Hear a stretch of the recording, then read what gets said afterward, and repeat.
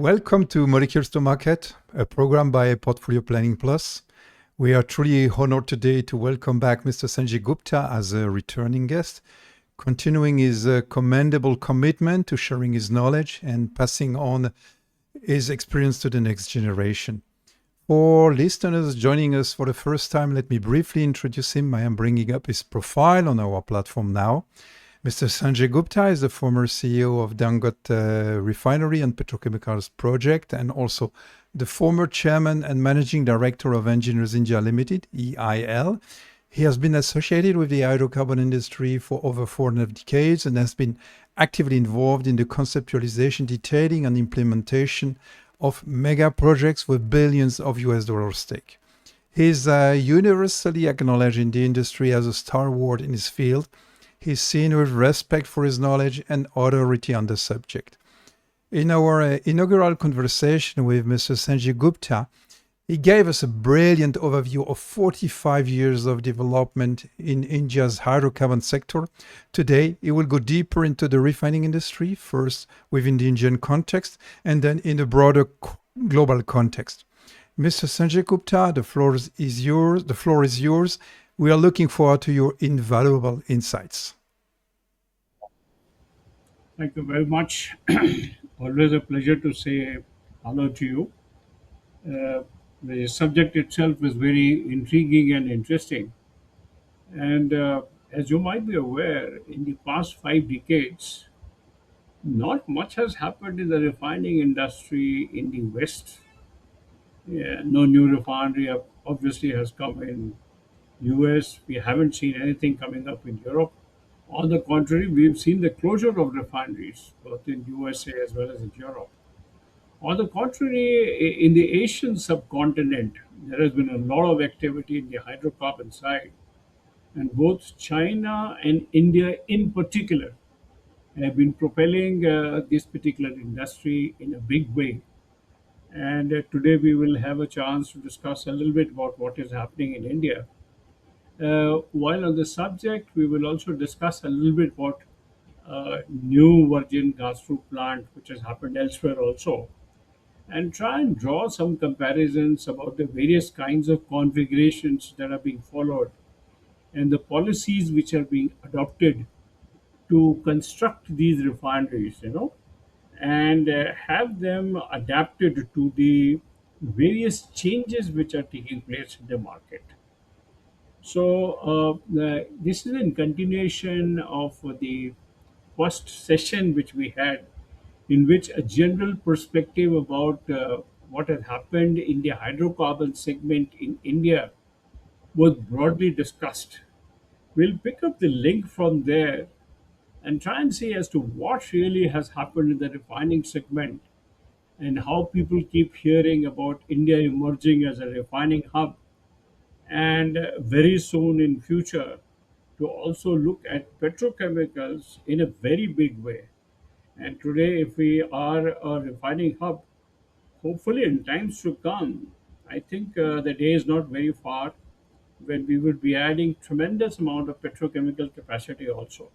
So I thought I'll run through some of the interesting developments which have taken place in the country and how this industry is maturing, how technologies have come in, how we have evolved some configurations, and try to see as to how best we can synergize those with the current market requirements.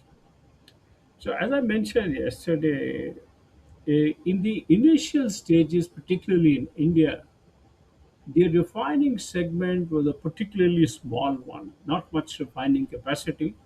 The intent was good, but not too much of capacity was established in the country. It was only in the early 90s when the country began to open up to reforms and the market economy had set in, and the private sector was allowed to participate to construct or get involved in refinery installations also, that actually the real momentum was given to this particular segment. There are a whole lot of refineries started cropping up that point of time. And one important development which happened was that while Reliance set up the scale, because they changed the dynamics of project building in the country, both in terms of scale, complexity, and maturity. Similarly, the hydrocarbon segment, which was predominantly in the PSU segment till the early 90s, with the reform also began to see a lot of merit in looking into installations of scale. Therefore, a number of refineries started being conceptualized to cater to the market requirements. Now, incidentally, at that point of time, uh, in India, the kind of requirements which we had were predominantly driven by what is required as a fuel for cooking. That is one major objective function. And other part was that the country was predominantly having a diesel based requirement. The gasoline requirement was there, but to a large extent, we still felt that the gasoline requirement in the country was not too high.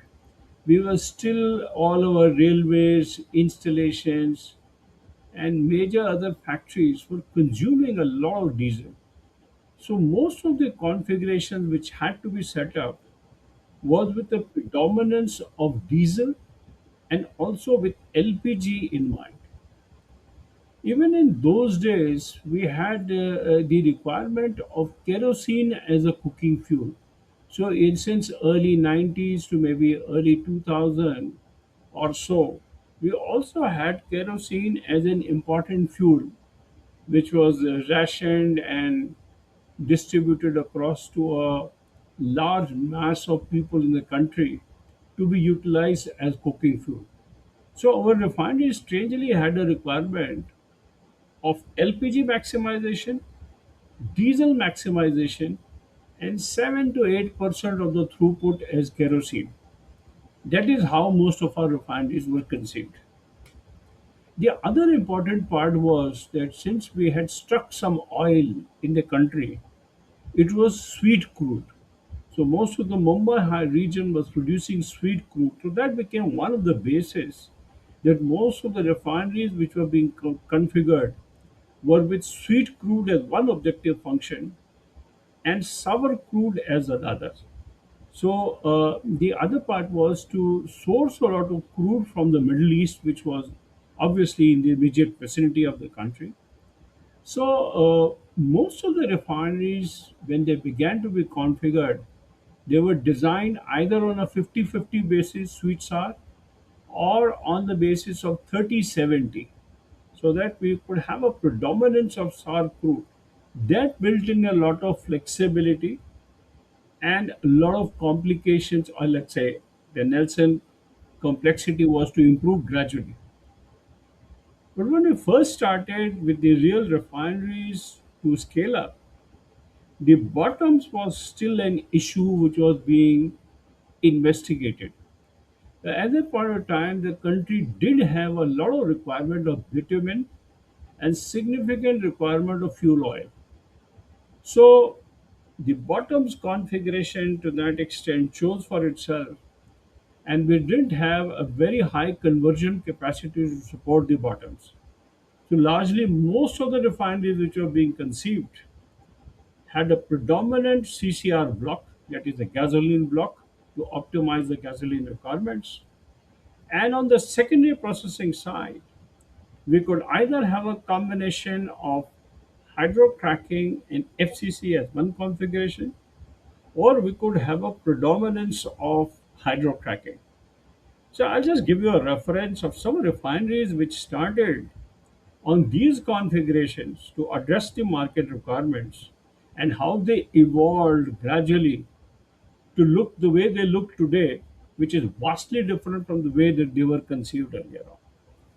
So most of these refineries, when they were started, we scaled up from 3 million tons to mostly 6 million tons. So in the period of 90s, we were looking at refineries in the PSU segment to address a capacity of 6 million tons as throughput. So typically, most of the refineries had a crude distillation unit and a vacuum distillation unit, and the VGO from the vacuum distillation unit either found way into hydrocracker to maximize the diesel produce, or in some cases we had a combination of hydrocracker plus FCC. And the FCCs, when they first came up at this point of time, they were designed on the resid route, so that partly the bottoms which we were getting from there, instead of having a conversion unit, some part of the residue was upgraded in this RFCC. So the configurations were that the bottoms of the hydrocracker and a part of the vacuum residue was put together to go into an RFCC unit. So we had a combination of a hydrocracker and RFCC sitting in the middle or as a secondary processing block to yield or to maximize a diesel, LPG, and gasoline produce. Most of the straight run material, that means the straight run LPG, naphtha, naphtha was split into two major components, the lighter naphtha and the heavier naphtha. Now, in India, unfortunately, since we didn't have gas, most of the lighter naphtha from our crude distillation units were actually utilized to support the hydrogen blocks. So we had a lot of hydrogen plant capacity which was required to support the hydrocracking and the subsequent hydro treatments which were to follow. So most of the light naphtha was utilized there. The heavy naphtha was routed to the CCRs. Most of the refineries typically had this configuration because there was paucity of gas in the country, and a refinery was not finding favor to be integrated for gas availability from the external end at this point of time, because there were other priorities to be addressed. Preferentially, the gas used to go in the fertilizer segment, power generation, a part of it in the steel segment, and later on it emerged to go into the pipe for piped gas to be integrated in for the household cooking purposes. So that is how most of the configurations initially developed. And the bottoms, most of the refineries were equipped with a bitumen unit because we had considerable requirement of bitumen, which was a seasonal product, and a lot of fuel oil was produced through a visbreaker unit. So there were many refineries in India which were supporting visbreaker units. Uh, now, at that point of time, in the 90s or so, the specifications which associated with the products which we were producing were not very stringent. We were in the Euro 2 and Euro 3 regime, so to say. So most of the hydro treatment in the plant, in the configuration of the refineries, was not very high. Even if something was put up in the refineries, it was predominantly a DHDS unit to control, let's say, the sulfur levels to maybe about 50 or maybe 250 to 500 ppm, depending upon various configurations. And the C10 numbers were floating around 48 or so. So we were far. Can you please explain what DHDS you have just mentioned stands for? Yeah. So the straight run diesel and some visbreaker gas oils which were being produced, they needed to be upgraded in the refinery so that the diesel could meet the product quality. So even if we were to meet Euro 3 specification, the net sulfur in the diesel was actually an issue. So that is why we put some diesel hydro desulfurization units. The intent of that unit was not to crack the diesel or upgrade the CETAN number, but was primarily to reduce the sulfur level in the product stream to meet the Euro 3 specifications. In the process, the cetane increment was incidental. So we were addressing a pool cetane of roughly around 48 at that point of time. This is what I meant by that. Now, in the later part of the refineries, as they grew, something else happened here. That is why I wanted to mention this part. So, some of the early configurations were around 6 million ton, typically equipped with a hydrocracker with the bottoms routed to an RFCC. which also took a little bit of residue. So this was one configuration which was very popular. The bottoms produced a lot of fuel oil, but it was all to Euro 3 specifications with sulfur levels upwards of 1% or so. And a lot of bitumen was produced to meet the infrastructure road requirements. To give the listeners an idea about the scale we are talking about, so you speak in million tons, 6 million tons. Can we convert this into barrels? So about 120,000 barrels a day. 6 million ton is roughly about 120,000 barrels per day. So it was still Okay. very small by normal standards, but this was an upgrade from maybe a 3 million ton, which was probably a common capacity at that point of time. So from 3 we scaled up to 6 in the period of 90s or so. So number of refineries came up with about 6 million ton capacity, and then they were kept expanding. So in the first refinery when we started with 6, then we expanded this refinery to add another 9 million tons. Now, at that time, the objective function of the refineries began to change. So, I'm mentioning one refinery which went from 6 to 15 million tons. And in that particular process, we had another crude and vacuum distillation unit. And in the since I still mentioned our main requirement was to address the requirement of let's say LPG and diesel, and gasoline was more or less saturated to about 20 to 25% of the produce. So when we went for 9 million tons in most of these refineries, the VGO was upgraded in a full conversion hydrocracker because the diesel requirement was predominantly high. So the FCC was dropped and you had only the full conversion hydrocracker. But in the bottom, something interesting happened. We now wanted more conversion in the refinery. So the fuel oil or the vacuum residue from the existing refinery of 6 million tons and the new refinery of 9 million tons, the entire vacuum residue was upgraded in a coker unit. So there was a flurry of cokers in most of the Indian refineries. So lots of coker capacity was built at that point of time. So all Can you the coker, maybe explain what is the benefit of doing bottom of the barrel conversion in a coker unit instead of going through the FCC with the vacuum residue and the bottom fraction from the hydrocracker? yeah, yeah. Actually, the sole idea was that hydrocracker and FCC actually sits on the VGO cut. So when I put a vacuum column, I get three cuts from there. There is a vac diesel which comes from there that is combined with the diesel which is coming from the atmospheric column. So it goes into the straight run diesel pool. The VGO from there, this is a 370 C cut plus material. Now cannot be pulled into the diesel. It has to be upgraded in a conversion facility. So either it has to go to an FCC or it has to go to a hydrocracker.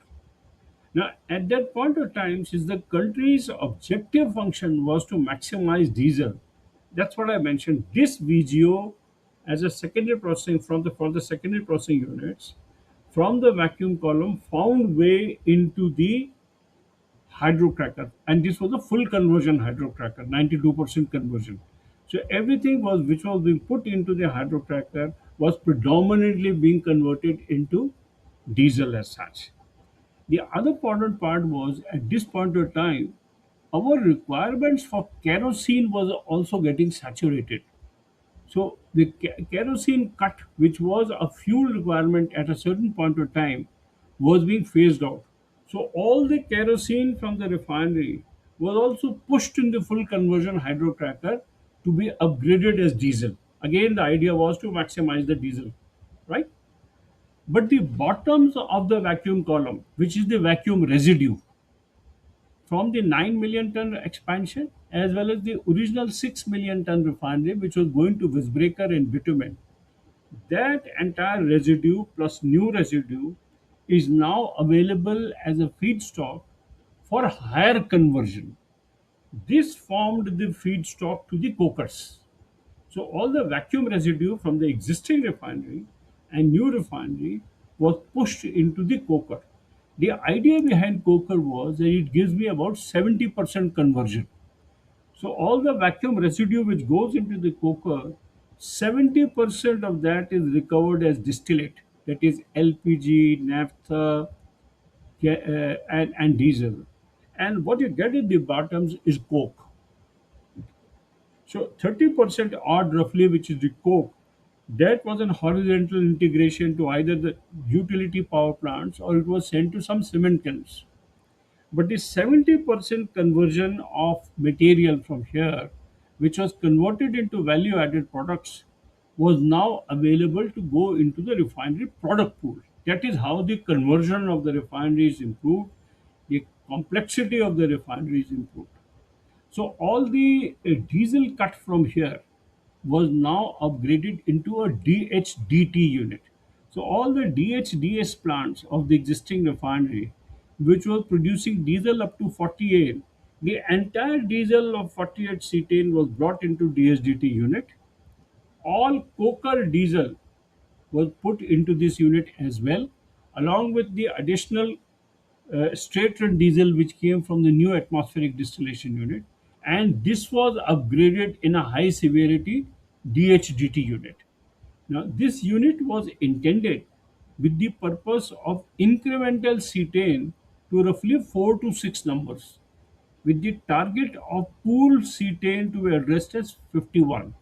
That means the entire diesel which was produced in the refinery, both in the existing refinery as well as the new refinery, was now addressing a cetane number of 51. That means we were heading towards Euro 6, Euro 4, Euro 6.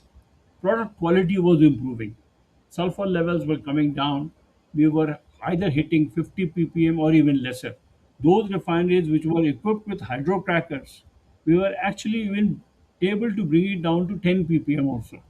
So the quality of diesel improved dramatically, and all the else HCGO which came from the coker, which is also a material like VGO, but it has a higher sulfur content, a more asphaltene content, that was pushed into the hydrocrackers for upgradation.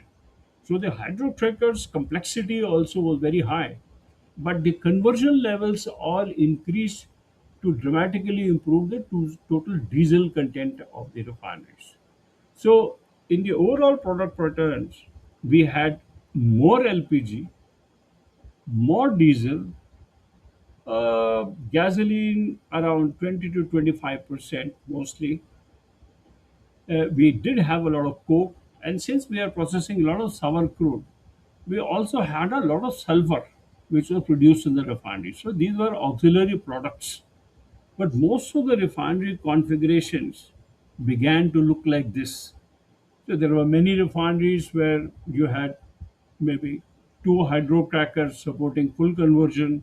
You had some refineries with a hydrocracker and an RFCC.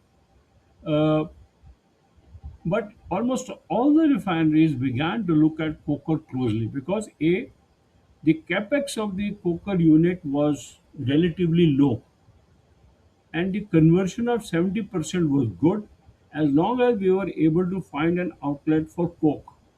So that is why most of the refineries in India at that point of time looked at cokers very, very closely. So I think almost all the refineries in India have a coker equipped with them, unless of course the recent times where something else is happening. So I mean, it's maybe not only the capex of the coker that is more advantageous, but also if you go to an FCC, there is a catalyst factor. As a catalyst is a consumable, and it adds a significant cost to the conversion process.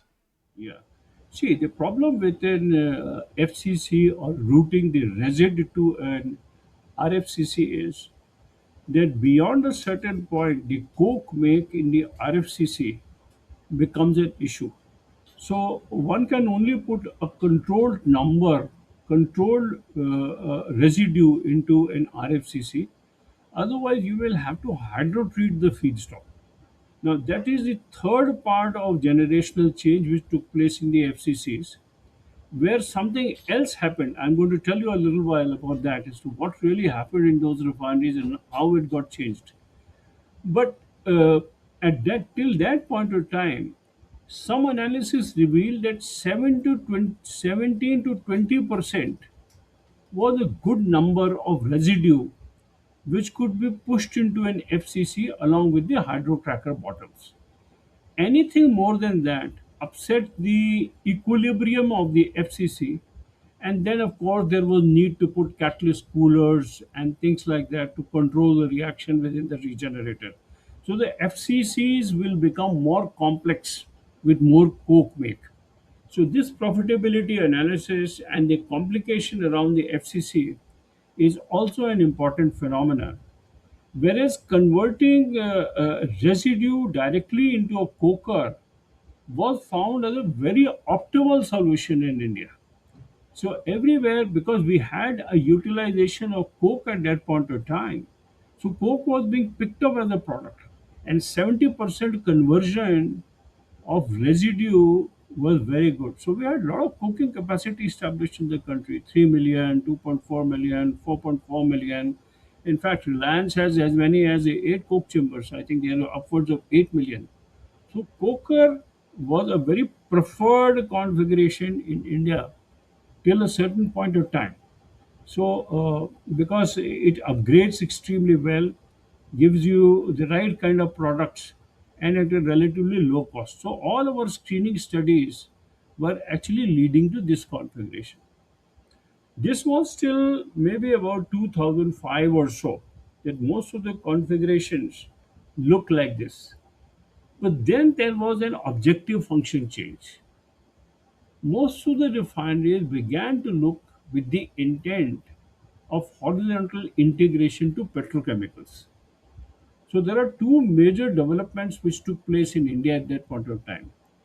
One was that we were beginning to look at both aromatics and olefins to be integrated with the complexes. So there were several refineries in India where initially we found that uh, setting up an aromatic complex with a PX-PTA was one configuration which became popular.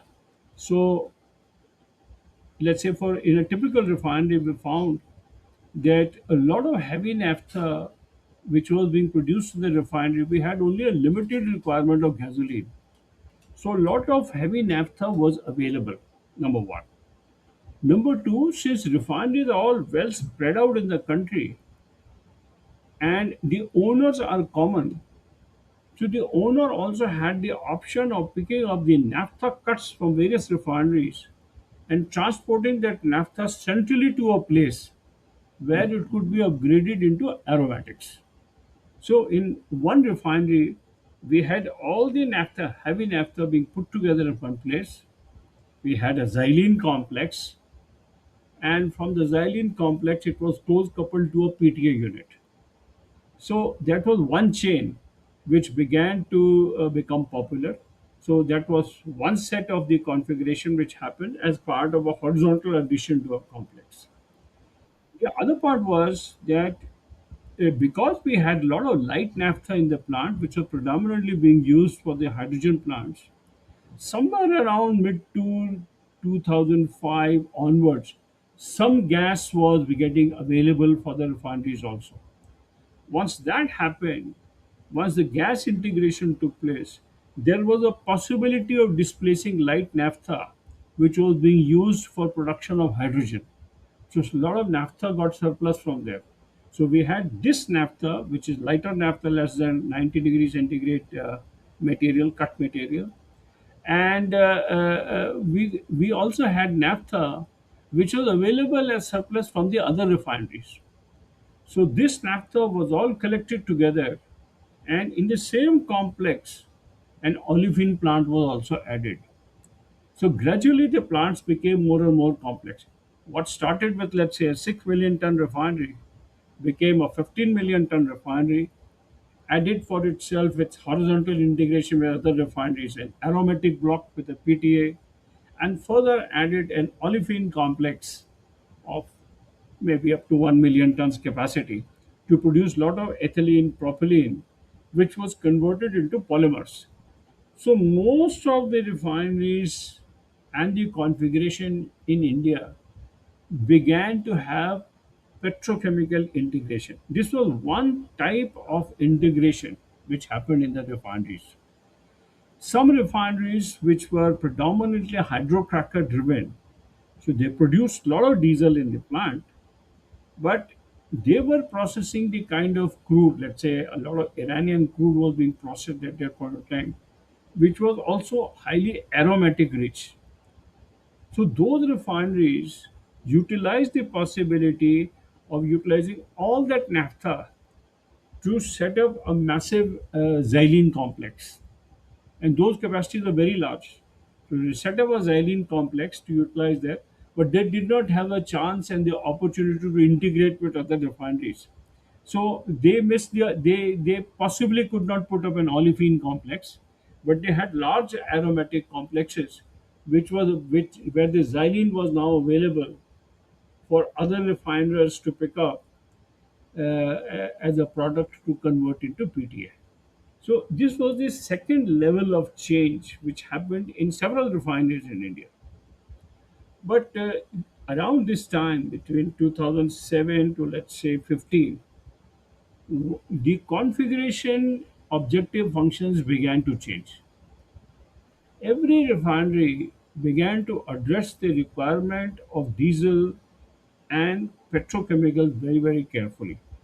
This was the time where there was a very considered attempt made to even rationalize the diesel consumption in the country. So a lot of electrification emphasis was given to railways and the other sectors. So there was a chance to see the diesel demand was still high, but the option of looking into other opportunities was also over there. So most of the refineries began to look at a different objective function. They began to look at rationalized diesel, still high LPG requirement, but they began to look at petrochemicals very, very carefully. So the sole idea was, can we look into an FCC configuration which could be high severity? And that is when most of the configurations completely altered. Hydrocrackers actually practically went out. So most of the configurations began to look like this. You had a crude distillation unit, you had a vacuum distillation unit, and the VGO from there was processed in a VGO hydrotreater. The idea was to keep it at low severity, convert 80 to 85% of material as hydrotreated feedstock with a low CCR number, and convert the whole of this feedstock through a petro FCC or a high severity FCC with very high conversion. The intention in these plants was to address a propylene make of upwards of 20%. So all the cracking in the FCC, uh, instead of conventional 540 to 545 degrees, went up to 565 degrees plus. The intention was to produce as much propylene as is possible. The gasoline was rationalized. The diesel was reduced. So diesel and gasoline in a way was cracked in the FCC to push much higher LPG and propylene make. So we had a lot of crack. So when you mention these stages from resid FCC, RFCC to cooking refinery to high severity FCC, were these stages in the life of the refineries, different phases or revamp? Um, I mean, the cookers were maintained, and you had an additional conversion refinery with the high severity FCC, or did the new installation units replace the previous one? We had a combination of the two. We had a lot of new and virgin grassroots refineries. We began to look at this configuration, which I just mentioned: a crude distillation unit, a vacuum distillation unit, VGO being fed to VGO hydrotreater, from there going to a high severity FCCs with a coker sitting at the bottom. On the vacuum residue, we had a coker. So all the diesel from the coker still found way into a DHDT. So there was another unit, a coker and a diesel hydrotreater, which processed all the diesel which is straight run, diesel coming from the coker to upgrade it to 51 cetane to meet the market requirements. The HCGO which came from the coker went to the VGO hydrotreater to increase the feedstock of FCC. So the petro FCCs became bigger, 2.4 to 2.6 million tons, most of them, on a high severity route. So each of the FCC was producing close to 500 KT of propylene. Very significant amount of propylene was being processed. So immediately that got close coupled to a polypropylene unit. So most of the refineries began to look like this: CDU, VDU, VGO hydrotreater, high severity FCC coupled to a polypropylene unit. And on the bottom section, we had a coker, a diesel hydrotreater, and the HCGO going to the VGO hydrotreater. So the complexity of the refineries increased, but the conversion became more flexible. It was giving more propylene, more LPG, rationalized diesel, reasonable gasoline. So this configuration became extremely popular between, let's say, 2008 to 2015, and several refineries, there are 4 or 5 refineries I can recall. uh, so the new ones all had this configuration, and the existing ones, all of them which expanded, they began to include a high severity FCC in their plant, because the intention was to maximize the production of petrochemicals. So polypropylene became a very let's say, a product to be produced in the plant.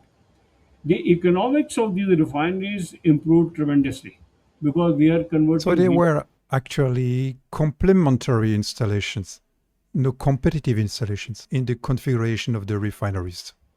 No, see, whenever we set up a refinery, either it's an expansion or a grassroots, we carry out a very detailed screening study in which we look at various options. So, as part of the study itself, the model was leading us to this configuration because of the market demand, the product prices, and the conversion.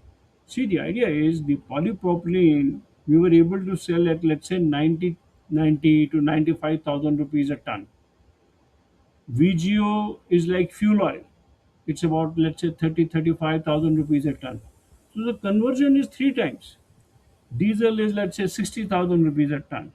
So from double to triple. So the economics, the revenues start coming much faster. So most of the configuration models were directionally taking us towards a combination which suggested that it makes sense to produce to go for a high severity FCC, which can yield a lot of propylene for us, which can be utilized to convert into polypropylene. So either it was a virgin refinery like this, or in the existing refineries where we wanted to expand, let's say 6 million has to be augmented to 12 million tons. So additional 6 million ton refineries which was to come, that additional processing could be done in a manner where we could integrate the streams such that we could maximize the capacity of the high severity FCC and produce more and more propylene and consequently polypropylene from there. So typically we had lots of plants with 500 KTA polypropylene units, be it expansion or the virgin plant, and with still in the bottoms we still had cokers. So most of the refineries in India, there is a lot of coking capacity in India. It's all because of that. Maybe 40-45 million tons of coking capacity is there in India. So almost all the refineries automatically had cokers. In the middle, in the secondary processing, actually the configurations began to look a little different. It started from a combination of hydrocracker and FCC, or call it RFCC. Then it went to hydrocrackers. A lot of hydrocrackers were put up because the requirement was diesel and LPG. And then it began to look different. VGO hydrotreater and FCC. This happened on the secondary processing side. But most of the bottoms, the coker still paid off. Coker looked to be the best configuration to upgrade the vacuum residue. So most of the refineries in India look like this, including your Reliance refinery, which has the highest cooking capacity perhaps in the world. I don't think there is any installation in the world which has such high cooking capacity. And later on, what they have done is they have taken all their pet coke and put up a massive gasifier to produce a lot of syngas in the plant and integrated with their whole complex because we don't have gas in the country. So they integrated the entire refineries with gas and displaced a lot of liquids from there. And that was utilized as a feedstock to petrochemical complexes. So that is how their complexity number is extremely high. So they are the best in the world, upwards of 21. So that's only for the reason because they have got for very high complexity. So as in India, with this change of cycle and the way it went up, the configuration started changing. Uh, Most of the complexity in India, which were next to nothing till 80s or 90s, began to look at maybe seven, 7.5 types in 90s. In the era of 2000, they all started hitting around 10 or so. And between 2010 onwards, I think a number of them are in 12 to 14 regime. 12 to 14 regime. Most of the PSU refineries are in that regime. And that's the time when there was a horizontal integration, crackers are being added, lots of reforming capacities coming up, aromatic complexes are being added alongside. And then with the addition of high severity FCCs, lots of petrochemical units got into the plant. So that was the other kind of addition which happened. But broadly speaking, most of the Indian refineries look to maximize LPG. We have a rationalized diesel demand. We had capped the product of, let's say, gasoline, 20 to 25%. That's just about most of the refineries produce. The ATF, the aviation turbine fuel, also is a capped product in India, 7 to 8% of the throughput only, because irrespective of this being a growing industry, too much of ATF is not processed. In fact, we dump most of our kerosene into the diesel pool, either through straight blending or through hydroprocessing. So either in a DHDT, which is a high severity hydroprocessing unit, or in a hydrocracker, most of the surplus kerosene is upgraded as diesel. Most of the configurations in India actually look like this. Look like this. Some of the refineries, along with the high severity FCC, have also added an olefin complex. So they have chosen to utilize LPG as one feedstock, light naphtha as another. So they have rationalized the CCR throughput, either close their isomerization unit or rationalize the capacity of that so that they can have a lot of light naphtha as second feedstock. They have tried to reduce the gasoline production without changing the throughput of the refinery, have a lot of heavy naphtha also as another feedstock, and the kerosene, instead of dumping it into the hydrocracker or DHDT pool, they have utilized light kerosene also as feedstock to an olefin complex. So there are refineries where kerosene to naphtha to LPG in a multi-feed cracker is being updated to produce as high as 1.2 to 1.7 million tons of ethylene. And along with that, depending upon how you design the cracker, we can get a lot of polypropylene also along with that. And then go for a common configuration of the downstream block to maximize your polymers, MAG, etc., etc. So these are the kind of configurations which are actually quite popular. And when we look at China also, I think they are also more or less looking at this. The only thing is their refineries are bigger.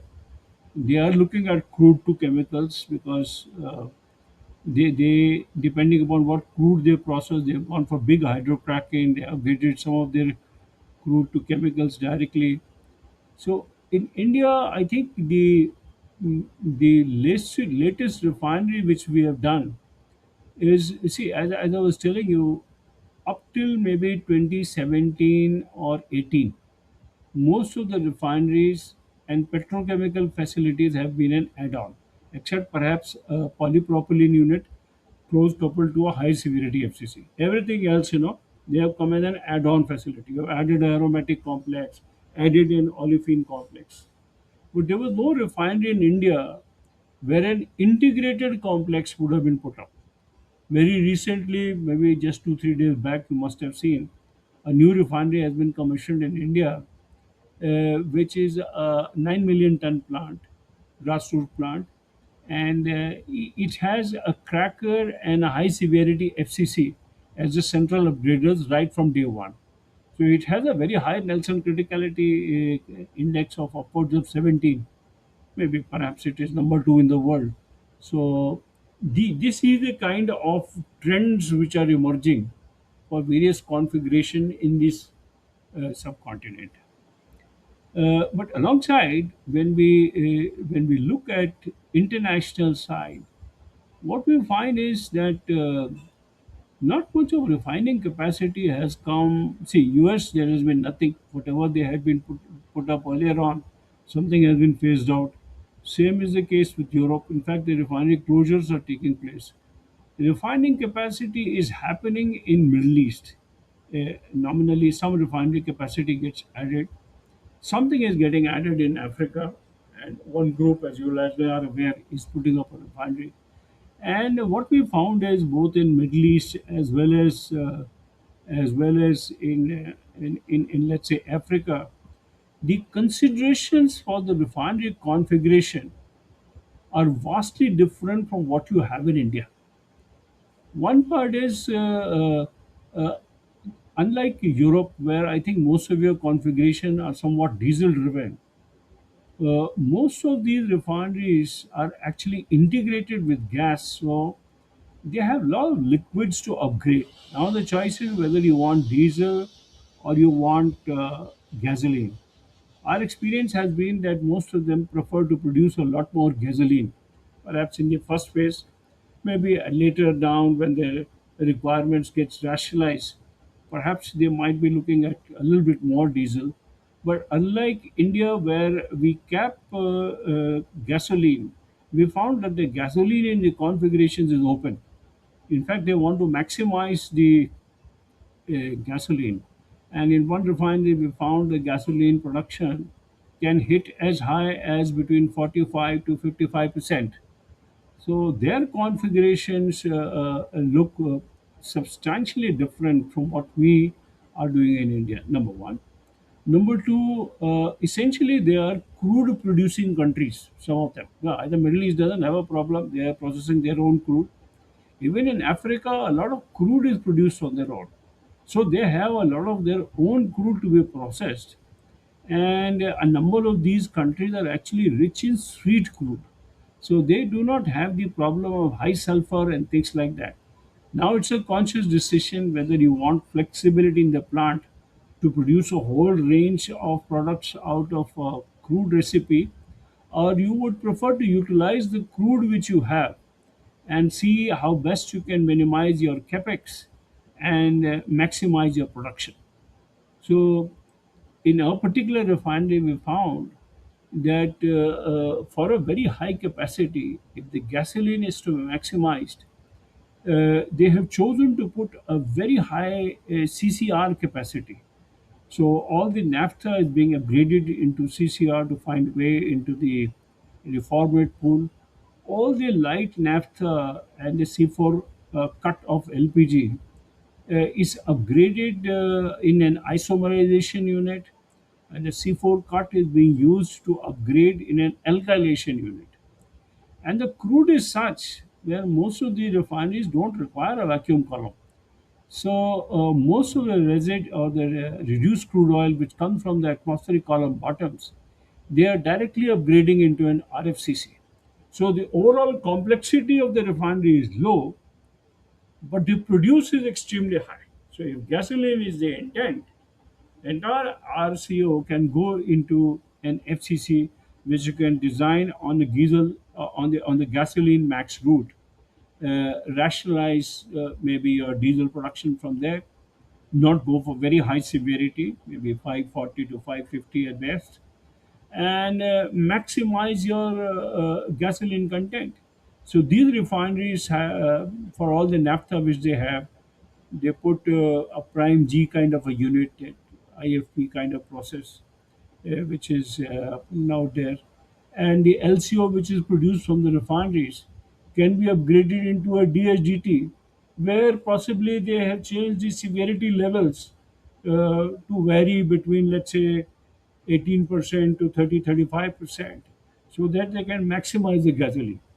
So, unlike India, where the intention is to produce more diesel, more LPG, they have requirements of practically negligible LPG requirements, maybe reasonable diesel of 20 to 25%, but they want to uh, maximize the gasoline content. And from the FCC, because if the refinery is very large, the throughput to the RFCC being very high, correspondingly, the propylene which is produced from there, even at low severity levels, are good enough to support very high polypropylene capacity. So most of these refineries are equipped with, let's say, a crude distillation unit, a mild hydrocracker, an RFCC, and RFCC close coupled to a propylene recovery unit, and which is in turn coupled to a polypropylene block. And all the naphtha is actually upgraded either into isomerate for the light naphtha, and the heavy naphtha is reformed to get into the CCR unit, and from the FCC all C4 cuts and the straight run material that is upgraded in your alkylation block. So obviously with alkylation, with isomerization, and with CCR, oh, a lot of naphtha gets upgraded into gasoline. So the gasoline make is very high, upwards of 45%, and diesel is actually rationalized. But the flexibility is there in the plant through the mild hydrocracker unit, so that you can swing most of the material between gasoline and diesel. This is another popular configuration. In the Middle East, what we have generally found is that they, they, they also have complex configurations, but it's both ways. You know, we have seen we have seen a combination there, somewhat like India, where they are looking at a hydrocracker, FCC. They are also looking at petrochemical makes. Lots of them are looking at high severity FCCs. We found there is a lot of PDH capacity which they have created in their refineries, which I think some of the refiners are now looking at. They convert all the residual propane. If they don't have an LPG requirement, they are converting most of their propane into PDH. In India, on the contrary, PDH plants are coming up, but for that, either it is imported propane, or the propane fraction which is to be recovered from, let's say, LNG, which we are procuring. Because LPG, which is produced in the refineries, we really cannot utilize the propane cut from there because we want to maximize the LPG. So this is the way I thought most of the configurations are actually beginning to take shape. Just a brief comparative assessment. In terms of India, I think most of the technologies which have been used, uh, crude vacuum distillation unit, are all open art. So in India, as I mentioned yesterday, EIL is a pioneer consultancy organization which does the process design for all the open art facilities. And most of the secondary processing units, be it a hydrocracker has come from UOP. We have one or two installations from Chevron also. FCC, high severity FCCs in India mostly have been supplied by Stone Webster, now Technip. Most of high severity FCC have come from there.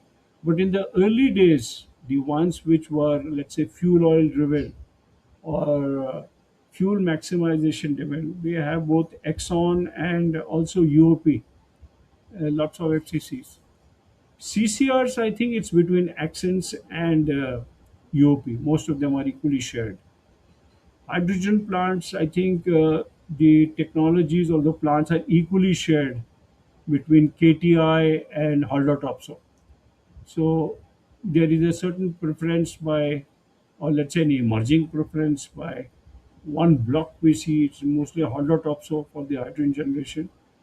But there are a number of KTI plants also in India, KTI Techno plants.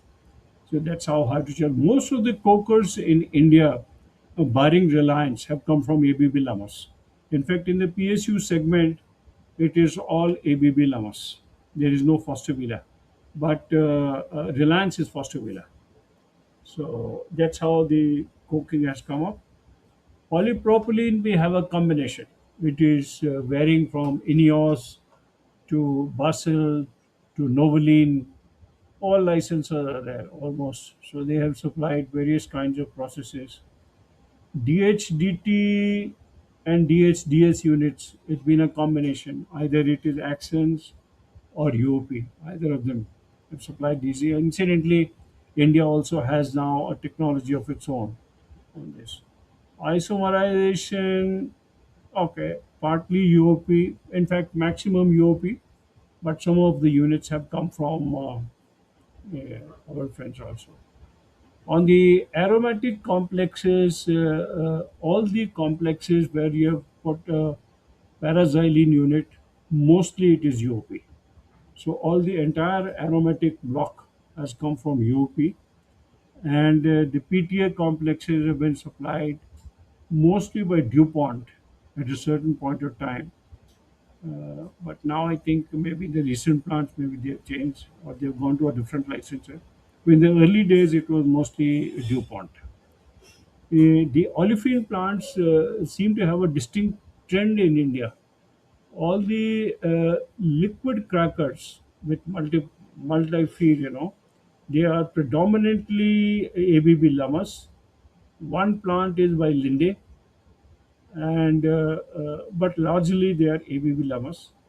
But there are some neat gas crackers also in the country, which are sitting on the associated gas, which is coming from Mumbai High, and those plants actually are supported by Stone Webster technology, which is now Technip, of course.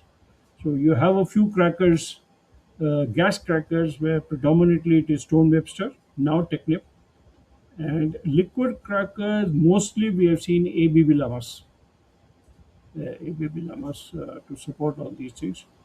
On the polymers, I think for the polypropylene unit, as I told you, it's been a multiplicity of all these licenses: Basel, Ineos, Novoline. HDP needs slurry process. It's either come from Mitsui or from Philips. Philips. Philips. What is that? Philips Chem. So they have supplied plants. I mean, they are the best technology in the world, and lots of swing units. They have been supplied by one or two plants have come from INEOS, but largely it is Univation. Univation is supplied. One or two plants have come from Grace also. Because the capacity is very large now. Wherever it is very large, I think it's going. They've got to Grace also. But I think largely we have Univation plants for the swing technology. So that's the way most of the technology makeup is there. MEG units mostly have come from scientific design. There are one or two units by Shell also, but predominantly it's been scientific design.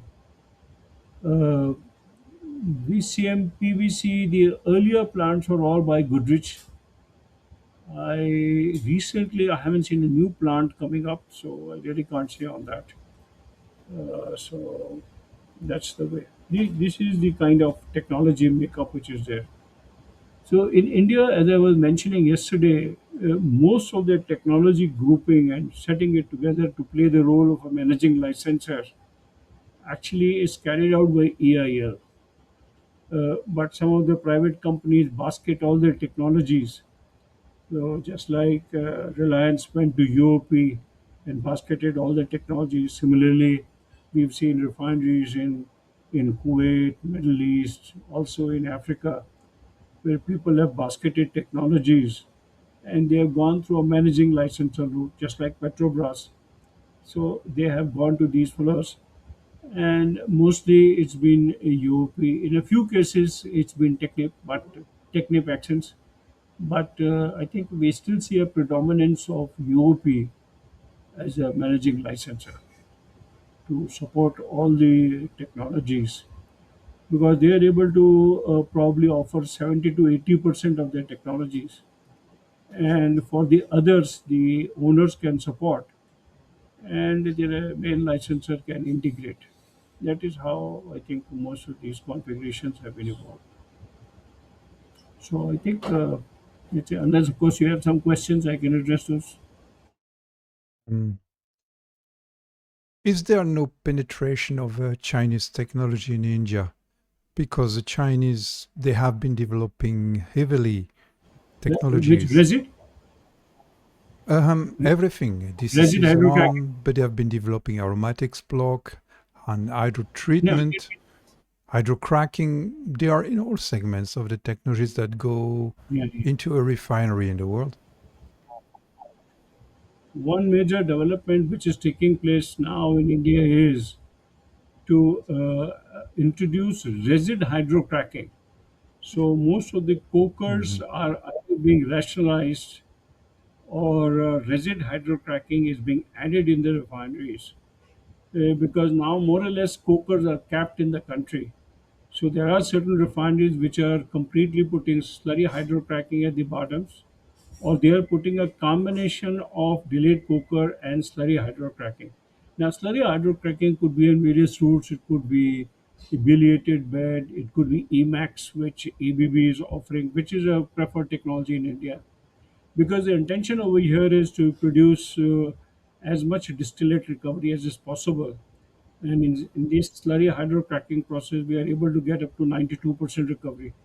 So recently, a very big resin hydrocracker has been put in India on the Emax route, where very large capacity has been supported, upwards of 3 million tons for the resin hydrocracker. It's an expensive plant, all right, but that's the way it is.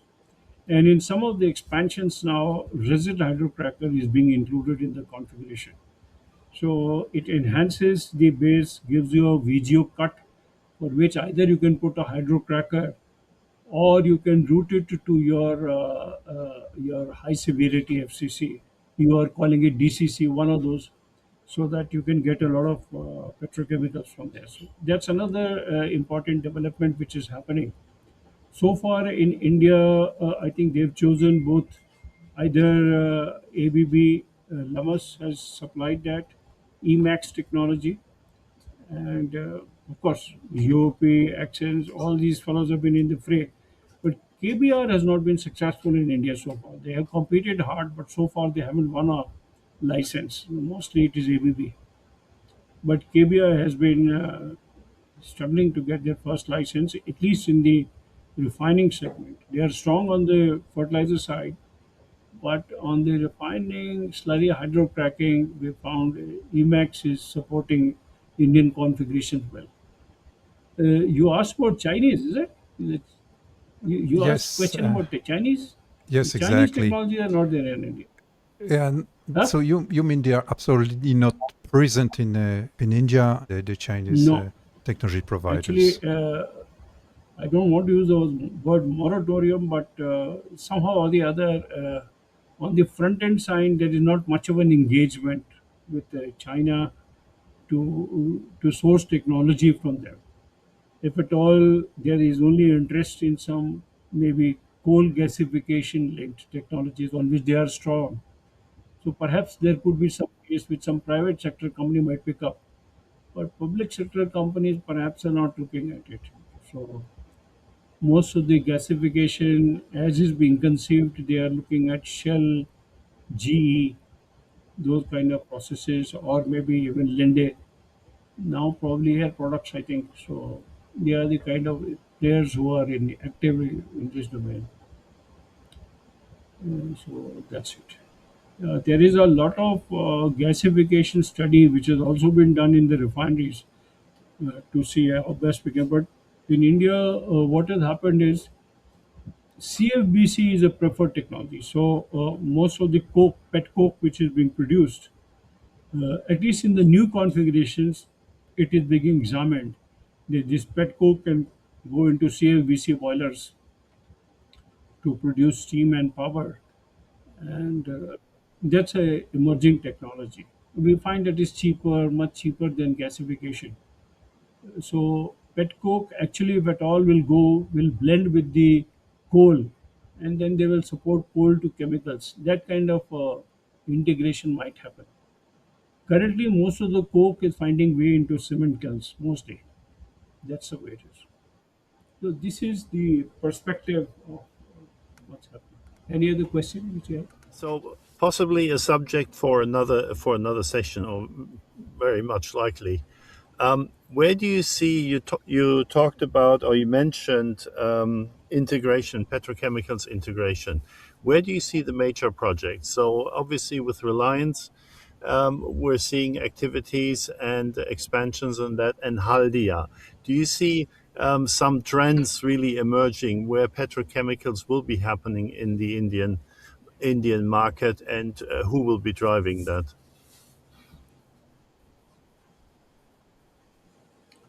See, actually, as we understand, Reliance is possibly not looking to go into higher petrochemicals now. There was a certain point in time where they were engaging themselves with Saudi Aramco, and they were looking into a petrochemical installation to be set up. But that project has not taken off. In between, I think they have changed their priorities a little bit. That's what the market news is. So they are looking more at communications, retail, green hydrogen, that kind of an integration. And I think on the energy segment, both on the refineries and petrochemical side, probably they do not have immediate plans. On the contrary, in the public sector, there are a lot of projects which are happening. In fact, there are rather three large petrochemicals which are already underway. One is happening in Bina, along with that's a BPCL refinery. So that is one. There are two petrochemical complexes which are happening in Paradip. So there is an aromatic complex as well as an olefin complex, which is happening in Paradip. In Haldia, there was a talk of the cracker expansion because the current plant is a very old and a vintage one, but they have a lot of feedstock related issues because currently their feedstock, which is naphtha, comes from an IOCL refinery. So there is one interface there, and to overcome an issue of, let's say, outages of supplies, they import a lot of naphtha. So their plant is actually subject to a little bit of vagaries of feedstock availability. So they haven't really been looking at the capacity to be expanded. They've been talking about it. At one point of time, they were looking at a virgin refinery to maximize naphtha production over there and look for more petrochemicals to be produced by another cracker. That unfortunately didn't happen. On the contrary, what they were looking, the Purlendu group was looking down south to create a big petrochemical facility. They were looking at two olefin plants to be created based on imported naphtha. I think probably they had an arrangement with either Japan or Korea to get the naphtha from there and convert it into higher petrochemicals, both in terms of polymers, etc., etc. But I'm not quite sure what is the progress of all these plants. They did do the feed part of it, but I'm not quite sure whether they've taken up for implementation. On the contrary, most of the PSU refineries are somehow getting gas integrated as more and more gas is being available. So they are actively looking at petrochemicals, either to add an aromatic complex or to add an olefin complex depending upon the market requirements. So I think So when you talk about PSU, it's a public sector undertaking. These are refineries where the government is the shareholder. major shareholder, 51% and above is by government, balance is by public and institutions. Which refineries are that essentially these PSUs? Almost all the refineries in India except Reliance and SR. Reliance, SR, and Haldia, these three are in the private sector, and you can say HMEL also, Guru Gobind Singh Refinery, which is an arrangement between Mittal Group and HPCL. It's a JV kind of an arrangement. But for these, everything is a public sector undertaking. So in India, actually, the hydrocarbon sector is predominantly public sector driven, where essentially the objective function is that whatever products are produced, they should specifically cater to the domestic public at large. So gasoline, diesel, LPG has to preferentially find way into the domestic market, and surplus, if any, only can be exported. So to that extent, the government does exercise some indirect control.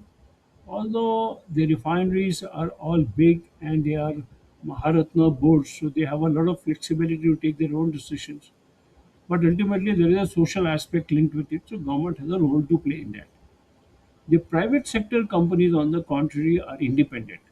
So whatever they produce, in fact, the Reliance refineries, one of them is an export-oriented refinery. So whatever they produce, so they are actually exporting all the products.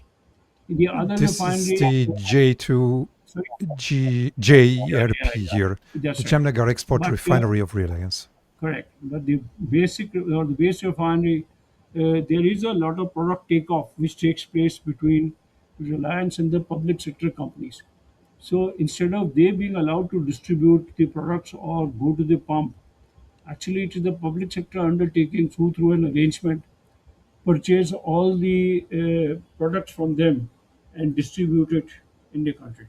So the distribution part predominantly is with the public sector. Only Naira refinery is an exception where they have their own petrol pumps. I think they have put some pumps and they are selling product at the pump also. So that's the way it is.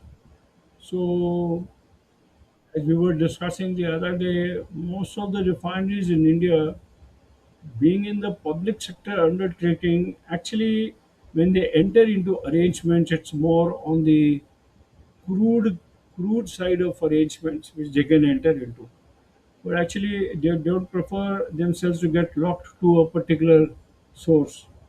Because Indian refineries, as I told you, are so designed that we want to be flexible from the source of supply, so that we can process anything in the refinery. So that's the kind of thing which happens. But there were some new refineries which were configured, wherein there was an arrangement to be discussed with, let's say, ADNOC and Saudi Aramco, along with Indian PSUs to set up some refineries. But somehow or the other, those projects have not taken off. And even in the early days, I think some kind of arrangement has been explored. But we haven't seen any FDI flowing in India on these projects. We really haven't seen much. Much means actually I haven't seen nothing, anything. So it's mostly set up by PSUs or exclusively by private sector companies. It would call out to me for international joint ventures. We talked already about this one, but um, there's a lot of potential, of course, in the Indian market, and still a heavy focus on gasoline, diesel, and export refineries in this, and to really make it a game changer in a way. It You would expect that someone would call in to set up an international joint venture. So there's still one Saudi Aramco project is seems to be going forward, but we're not hearing of many other projects were just to invite a petrochemicals player to say we're making a joint venture on the olefins and polyolefins side, of course, as much downstream as possible to look for further diversification. See, only problem with those kind of arrangements is as long as somebody is interested in setting up a project with the confirmed takeoff the way the government wants, then it is fine. But if the players want a market share, then I think it becomes a little complex. That is how, at least we have seen in India, not many of these arrangements are taking off, as is very common elsewhere in the West. So I think there possibly there is a lot of flexibility in terms of marketing the product also. In India, to our mind, both in refineries and petrochemicals, we found that that flexibility is perhaps missing a little bit. Refineries certainly it is non-existent, but even in petrochemicals, we haven't seen a big major coming to invest here in India. Although, as you very rightly say, India is now heading to become a petrochemical hub also. So we there is likelihood of so many crackers coming up, so much of polymer capacity to be created. New grassroots refineries still are being conceived, are being set up. See, currently we are at about 270 million tons capacity. By in the next couple of years, we might add another 40 million tons. So we might go up to 310, 320. And then I think there are plans to take it up to 400 million tons. So that means there will be a continuous addition of refineries. The orientation may begin to look more like petrochemicals. So we might produce 26 to maybe even 35% of petrochemicals. And we put a combination of aromatic plus olefin complexes, it might be upward of 40% because gasoline and diesel requirements are rationalizing to a large extent. And whatever will be required will be additionally to support the growth of the economy. So that will happen. But I haven't still found any foreign major to come and invest in India. So there are two problems which we see in that. One is uh, one is that India is not a very simple country to work at.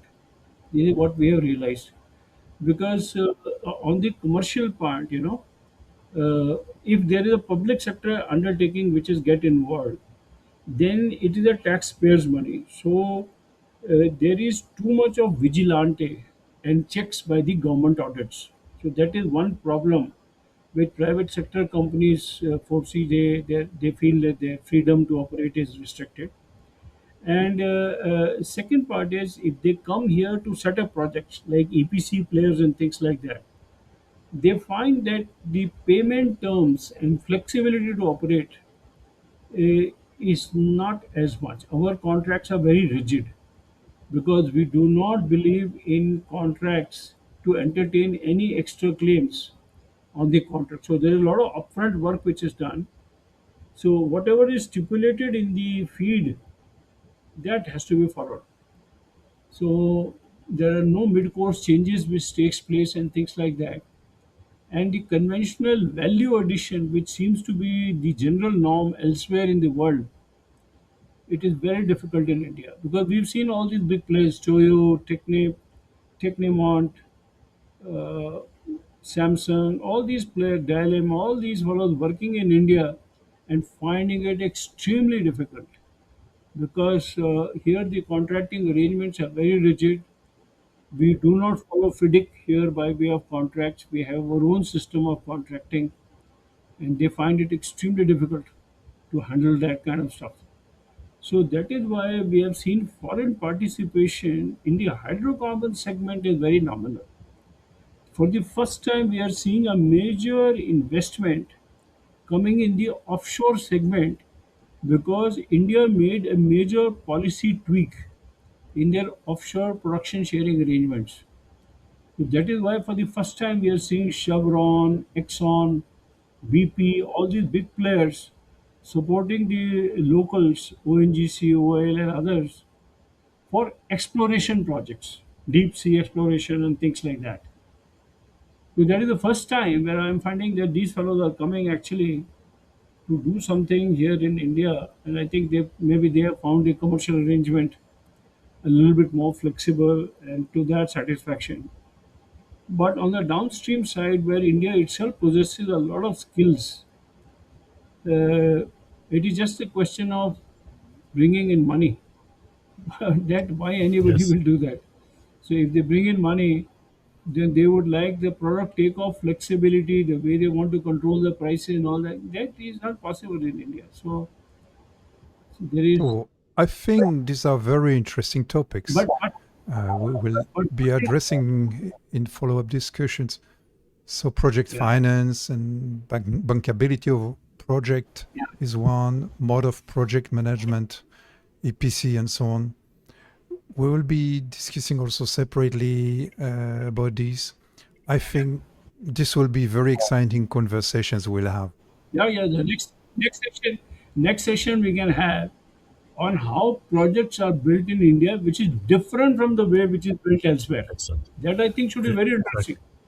And there, most of these questions, queries as to how others do not come here, what is so peculiar about this country, that I think will be very interesting. We can have a next session on that. There's no problem.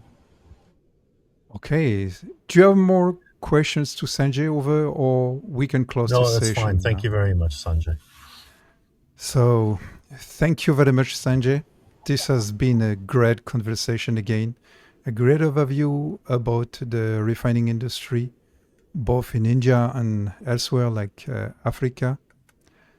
This has been Molecules to Market, and we invite listeners and viewers to hit the like button, to subscribe to our channels, to share this episode, and to comment. And we see you next time on our following episodes. Thank you very much. Thank you. Thank you. Thank you very much. Pleasure being with you.